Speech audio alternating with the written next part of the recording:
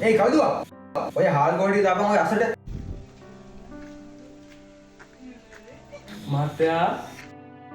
මහත්තයා ආබොස් එන්න.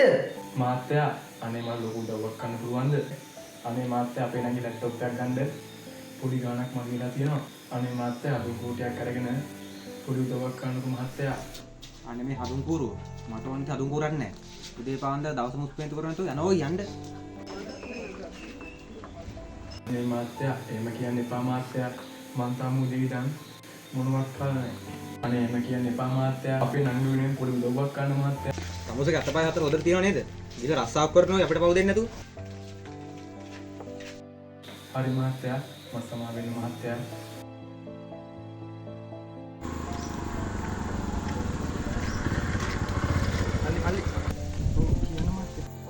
මල්ලි මම දැක්කා කඩේදී මොකක් හරි ප්‍රශ්නයක් කරනවා. මොකක් හරි ප්‍රශ්නයක්ද? පොඩ්ඩක් ඉන්නකෝ.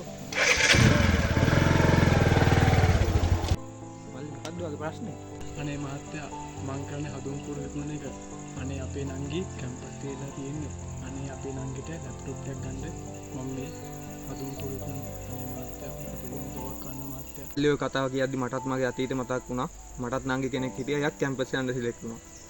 අනේ එහෙමද මහත්තයා? අනේ ඕ මල්ලි එයා ඇක්සිඩන්ට් එකක් වෙලා නැති වුණා. මල්ලි මගෙන් ඔයාලට මොනවද වෙන්න ඕනේ?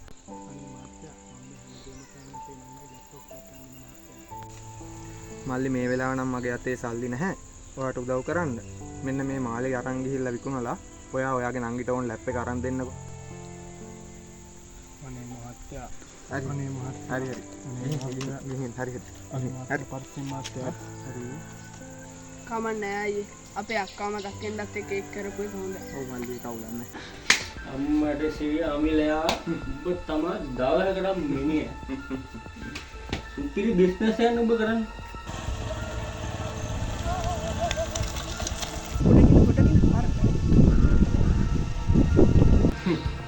මේ හපන්ත බෙදුවා. මේ ලෝකේ දුක විකුණන් කනවා තරම් ඒ රස්සාවක් නෑකෝ. මේ බලපන් මේ කොහමද අම්මට සිවි පවුම් බං පවුම් නපෝ. කොහමද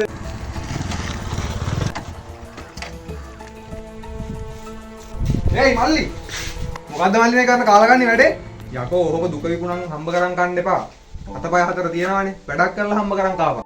අනේ බුදු මහත්තයෝ මට සමහ වෙන්න මහත්තයෝ දෙන්න වාගේ මාළි මහත්තයෝ. මල්ලි මට මේ මාලෙන් ඇති වැඩක් නැහැ. උඹලා ඔය කරන වැඩෙන් වෙන්නේ මේ සමාජයේ ඇත්තටම අසරණ වෙලා ඉන්න මිනිස්සෙක්ටත් උදව් කරගන්න වෙන්නේ නැති එක.